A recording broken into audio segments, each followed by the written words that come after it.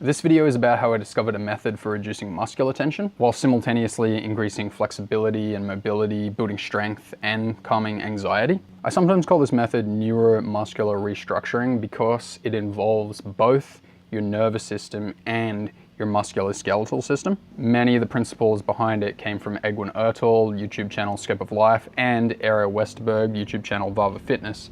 And while this video is predominantly about how I discovered this method, you're totally welcome to check out my channel and you'll find exercises that will help you implement it to improve your own life. First, I need to state who this method is for. Neuromuscular restructuring is for people who experience chronic muscular tension in the form of baffling syndromes such as tight hamstrings, low back pain, anterior pelvic tilt, stiff neck, rounded shoulders, even things like carpal tunnel, plantar fasciitis, cramping calves, and sincerely almost any tight muscle or tendinopathy syndrome you can think of. I expect that one day this method could transcend traditional stretching and strengthening methods. Here's how I discovered it. After dealing with muscular tension in the form of the symptoms I just mentioned for 12 years of my life since I was 18, and getting almost no help from even the most esteemed doctors and physiotherapists from around the world, finally, in July of 2017, when living in Medellin, Colombia, I stumbled on a YouTube channel called Vahva Fitness, run by Eero Westerberg from Finland, and within 2 weeks I'd purchased his training course, Movement 20XX, and signed up for his coaching program. Over the next 6 months, Eero and I improved my conscious awareness of my musculoskeletal system. I discovered muscles and joint articulations that I didn't even know existed.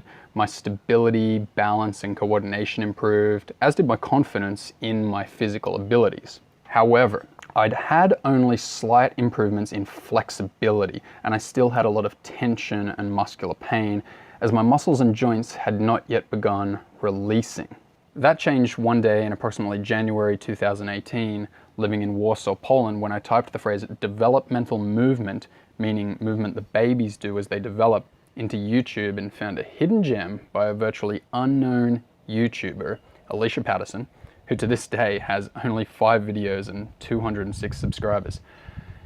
Before demonstrating the movement you're watching me do, which basically involves rocking your whole body back and forth using your foot to generate the movement, she warned that it could trigger repressed memories. While that was intimidating, I went for it, and sure enough, it triggered a repressed memory. If you're already feeling like that's a bit too woo-woo for you, then you should probably abort mission right now and go watch something safe for normies like politicians or celebrities, because we're only just getting started and this rabbit hole goes much deeper. Whether you already believe what I'm saying or you're at least a little curious, let's proceed. The repressed memory was basically lying in a cot crying and feeling fear. Fear of what? I'm not sure. How crazy is that?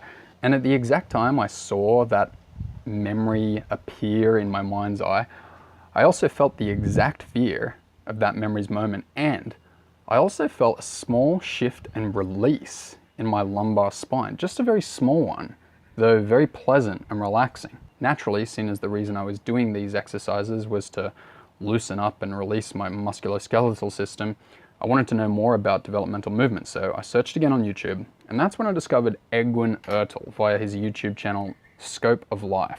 Just a quick note, don't get too focused on this developmental movement concept. It's only a small part of the puzzle, as you'll see. The developmental movement he was recommending was rolling from the stomach to the back, then from the back to the stomach, always without the assistance of the hands or feet. When I did this one, wow, I mean, my core muscles must not have activated in that way for a very, very long time. I suddenly felt myself inspired to try a few funny exercises that came to my mind. I lay belly up on an exercise ball for 20 to 30 minutes at a time. I did a controlled lay down from a seated position so slow that it took over 5 minutes. Here's me doing a sped up version of that movement. And although I'd done exercises of a somewhat similar style before, something was different this time. I found myself suddenly having these repressed memories come up.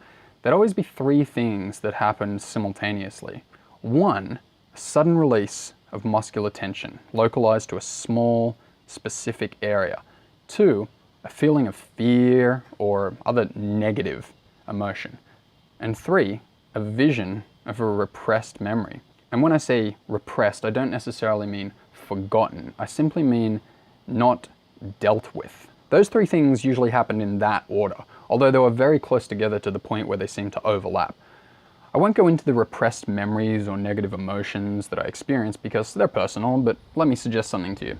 If there are issues from your past that either bug you or even haunt you, there's a good chance that the emotion has not, like I said, been dealt with, and it's potentially holding you back in life. I didn't fully understand this at that moment. All I knew was that I had to explore it further immediately. I'd recently met a guy who'd been raving about his experiences at a 10-day Vipassana retreat. Basically, you go off to some isolated area, maybe with a monk as a guide, and meditate and do not much else for those whole 10 days, and supposedly you have all these epiphanies and realizations about yourself.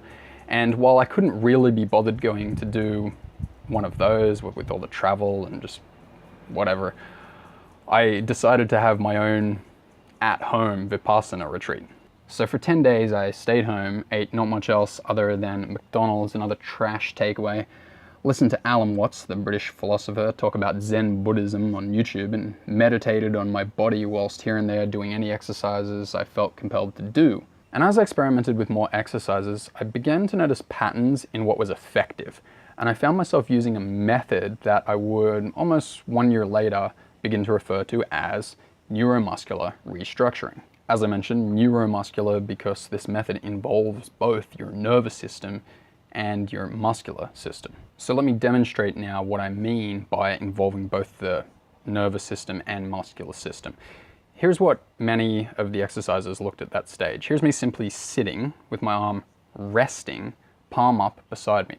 However, I'd realized that what I'd always called resting isn't truly resting at all when you have muscular tension. See, inside your muscles is a network of nerves, the somatic nervous system, and you have conscious control over this part of your nervous system. In fact, your somatic nervous system is also called the voluntary nervous system. And pay attention to this next thing I say because it's really key to the whole thing. If you have muscular tension, it's because your voluntary nervous system is commanding your muscles to tense. One more time because it's just so central to this thesis. If you have muscular tension, it's because your voluntary nervous system is commanding your muscles to tense. Basically, your mind is tensing your muscles. So back to me sitting with my arm relaxed, except I realized that it's not relaxed because there is tension. If it were truly relaxed, it would fall much softer onto the surface below it. And as I accepted that fact, I meditated on my arm while I did things like squeeze my bicep as hard as I could for 10 seconds, then relax it, squeeze my hand for up to 10 seconds, then relax it, rotate my arm inward and squeeze that, then relax, rotate outward, squeeze that extremely hard, then relax. I'd hold my arm up just a fraction of a centimeter. I'm talking like 2 millimeters off the surface for a couple of minutes or even for up to 10 minutes and then relax. And the whole time I would stay in an extremely meditative state. And I would stay in this extremely meditative state, playing with my arm muscles and observing them consciously for 30 minutes to an hour, just on one small area. And I would experience many tiny releases of tension, meaning my mind would let go of the tension in my arm. And sometimes when the release was significant, there would be this sudden rush of emotion and a repressed memory. I came to, of course, believe that repressed memories and emotions are, in a way, stored beneath, if you will, the tension in muscles. After 10 days, I'd explored many parts of my body and I'd found envy, disgust, contempt, shame, guilt, revenge, rejection, sadness, anger, fear, and so on, in places that I'd never expected. And also after 10 days, I was more mobile and flexible than I'd ever been in my life. And I came to the conclusion, which is the message of this video, that tension in the mind and tension in the muscles really go together. Well, this video is simply about my initial experience with this method. Since having this experience almost 1 year ago, I've consulted more with Egwin Ertl and Eero Westerberg, and many of their techniques have gone into building this method for myself into something extremely effective. If you check out my YouTube channel more, and if you're watching this video as a YouTube ad, that would simply mean clicking visit advertiser to go to my channel. You'll find many exercises and principles for applying this method to your own life. You'll also be able to find links to the YouTube channels of Eero Westerberg and Egwin Ertl, whom I mentioned in this video. And I feel with all three of these channels in your life, you'll make considerable progress improving your body and mind over the coming months, weeks, even days, maybe even today. I hope you enjoyed watching this video, and I highly appreciate you watching all the way to the end.